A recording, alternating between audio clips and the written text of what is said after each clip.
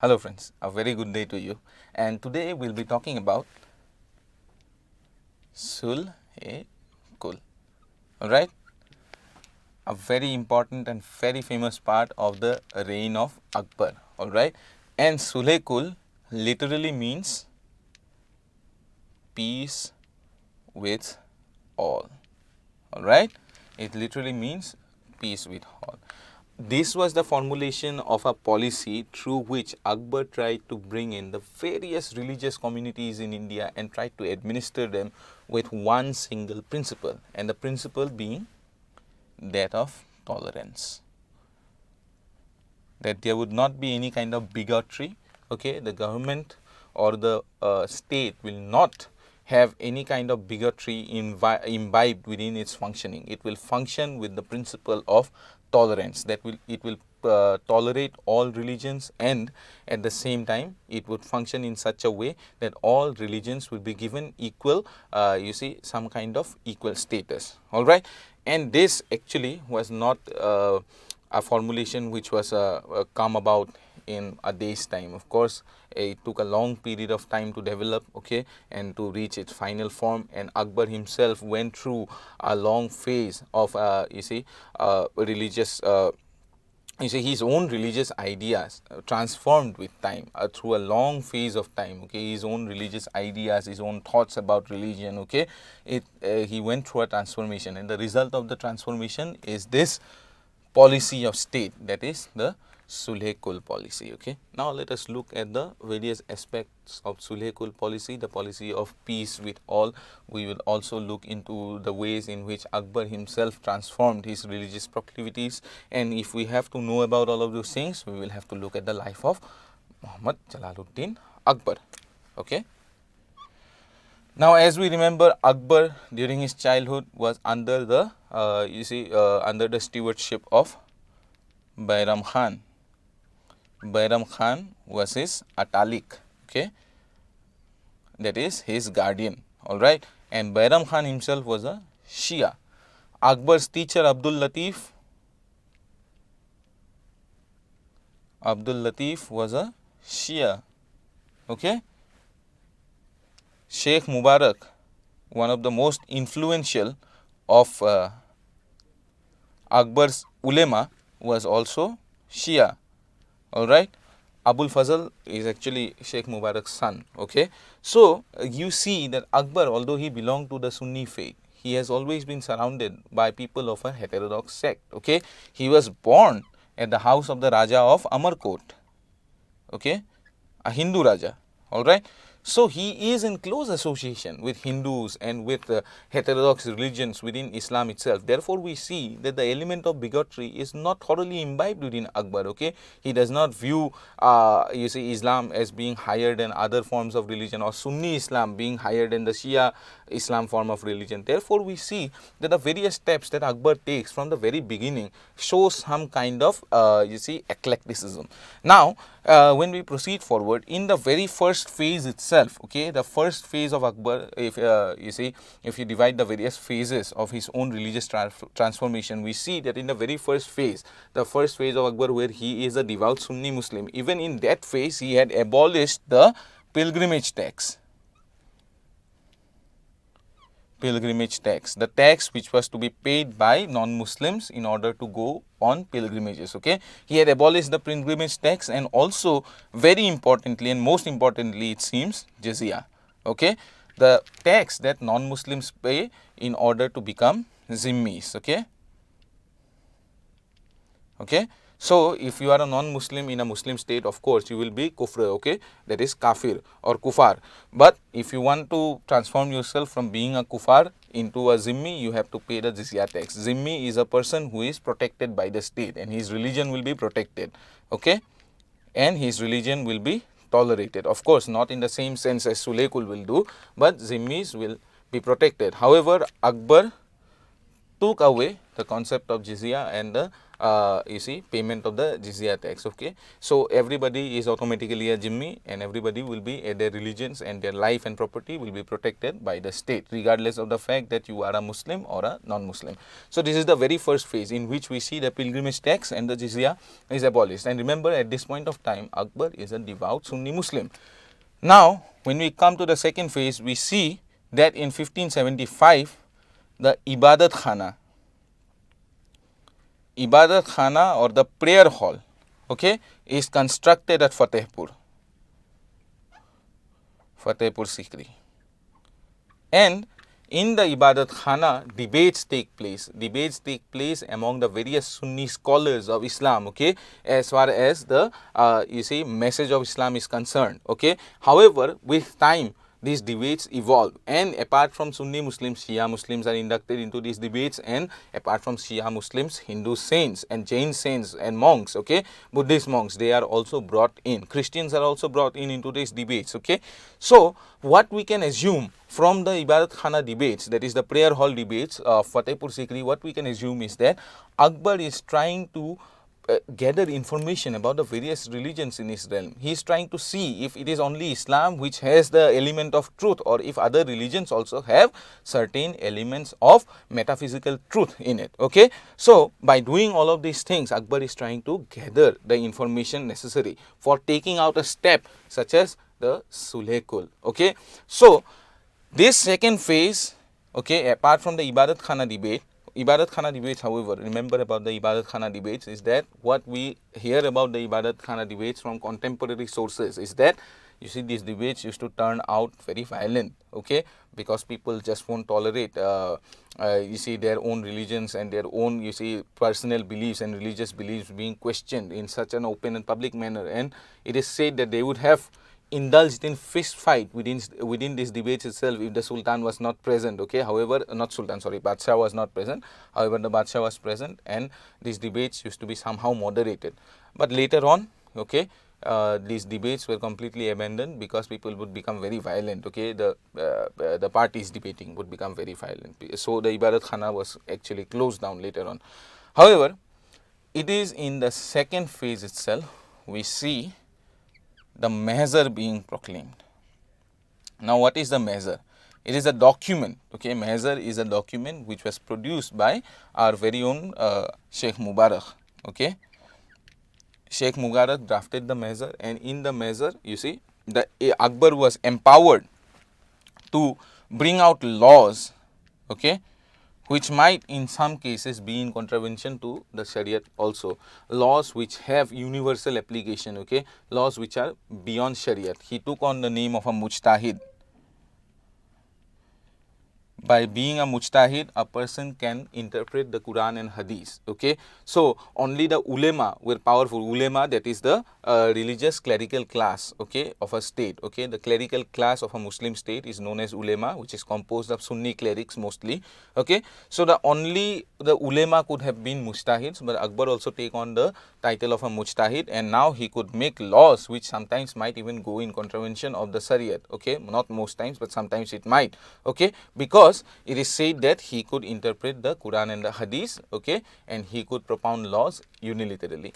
Apart from that, the measure also freed him from the control of, you see, the Khalifa and the Shah of Persia, okay, or Iran, okay, the Shah of Iran or Persia, okay, and the Khalifa. Now, the Khalifa at that point of time is the leader of Sunni Muslims worldwide. The Shah of Persia, of course, or the Shah of Iran, of course, is the leader of the Shia sect. Okay, so by freeing himself of the political influence of the Khalifa and the Shah of Persia, he is actually freeing his state from the, you see, inherent dispute between Sunnis and Shias.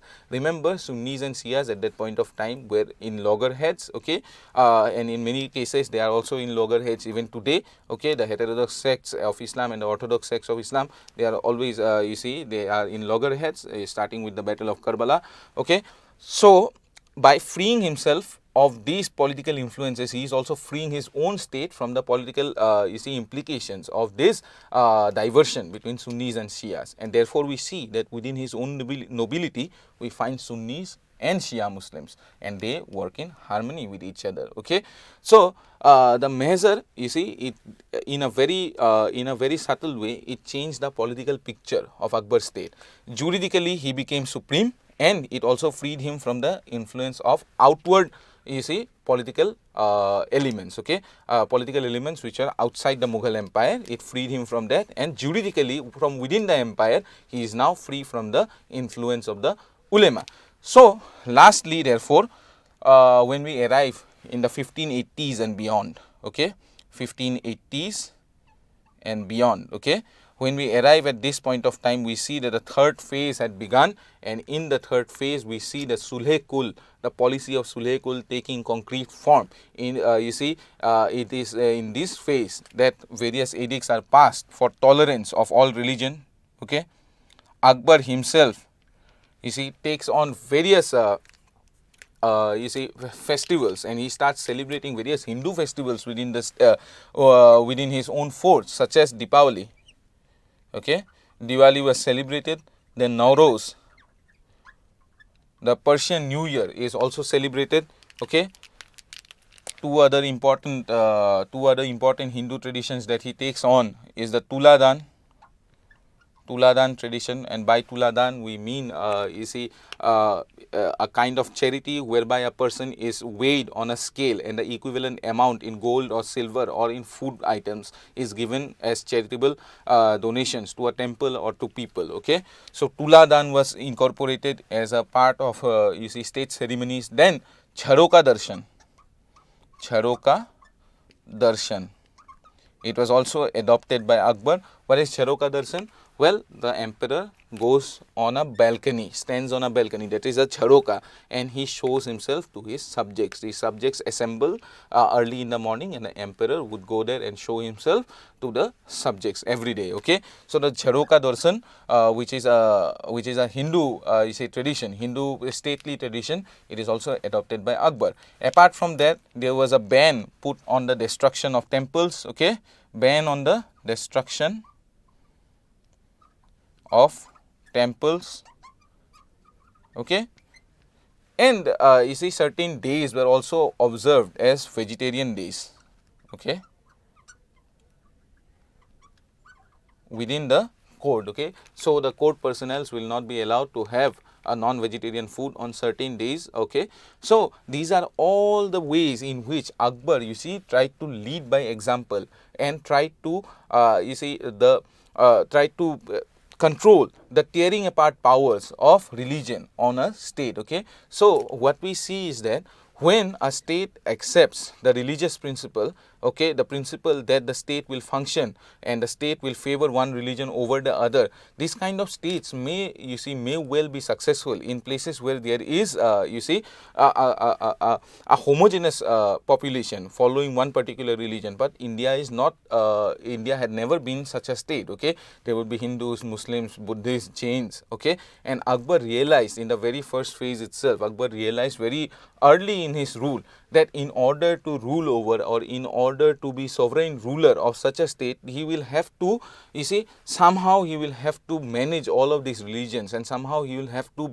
bring in all of these religions together and have to treat them equally in order to be perceived as a legitimate ruler. Okay, in his policy, or in his in his theory of kingship also, Akbar Abul Fazl expressly states that Akbar would be a king whose benevolence will favor everybody equally. Okay, he will not favor one particular religion over another religion, but everybody will be looked after equally. He will be an insane kamil, what is that is what just or a very benevolent man is. Okay, insane kamil, or he will be an insane adal. Insane adal of course means justice, and he will be a just man, insane adal. Okay, a man of justice. All right, so his justice will not be for one particular religion or the other, but it will be for everybody. So this is how he tried to incorporate he tried to institute a peace with all of the religion. He tried to institute a tolerance of all of the religions within state. All right, now you might mistake it as modern day secularism.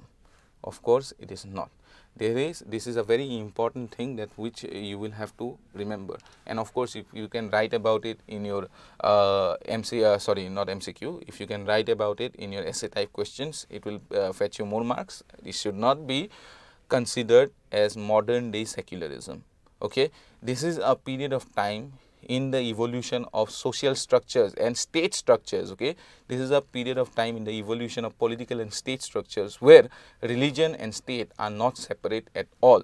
The philosophy of state always comes from religion at this point of time. Okay, philosophy of state, the constitution today has been given to us by ourselves. Okay, not by a religion, but you see, in that period, in the medieval times, okay, the philosophy of state, only philosophy of functioning of a state is the religious philosophy, and the Sulekul is also a religious philosophy, and the form that this religious philosophy takes is the Deen-e-Ilahi.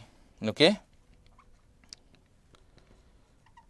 this is the religious form of the Sulekul policy. If Sulekul is the political aspect of a particular religious philosophy, then Deen-e-Ilahi is the religion which buttresses this philosophy. Okay, so let us talk and let us observe the Deen-e-Ilahi. The Deen-e-Ilahi was a religion which was introduced by Akbar. Okay, it was known as a divine religion. Okay, divine religion can also be called the divine religion, and its inductees came from the nobility.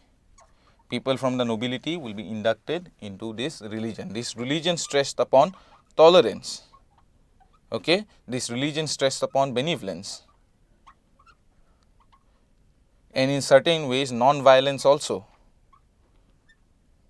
All of the elements which are part of the state policy of Sulekul, the political policy of Sulekul. Okay, so this religion, you see, focused on all of those things, and it was a religion in which the nobility was bound, okay, through life, honor, property, and you see, and religion. They were to sacrifice all of those four elements, that is life, honor, property, and religion, and pledge, you see, all of these things to the emperor, therefore binding them to the, you see, binding them to the emperor. All right. So these fourfold sacrifices, when a noble makes these fourfold sacrifices, he, you see, binds himself to the emperor, and the emperor finds it as a disciplinary measure in order to discipline his nobility. Now, why this disciplination of the nobility is indoctrination, it seems, of the nobility is necessary. It is necessary because of the fact that in 1580s a rebellion had already taken place in Bengal and Bihar. It is prompted, this rebellion which is taken place in Bengal and Bihar in the 1580s, it is prompted by the Sulekul institution of the Sulekul policy, okay, the policy of tolerance. The ulema is leading it, you see, because they think that Akbar is now trying to go against Islam, and the ulema take help of the nobility, and they are able to do that because of the introduction of the Dag system by Akbar, which binds the nobility to you see, bring their horses every year for the imperial Dag, and to you see, register themselves and register the number of horses that they are keeping, okay, in accordance to the Mansabdari system. All right. So a rebellion has already taken place, and the Deen-e-Ilahi, you see, is an institution by which Akbar can stop such rebellion, because a noble, by becoming an inductee of the Deen-e-Ilahi, has to pledge all of these four things, okay, the most important things of the life of a human being, okay, his life, his honor, his property, and his religion, therefore his entire identity. So the Deen-e-Ilahi, as we see, is the religious you see, incarnation of the state policy of Sulekul.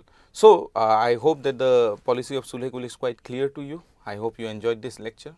Study hard. Thank you.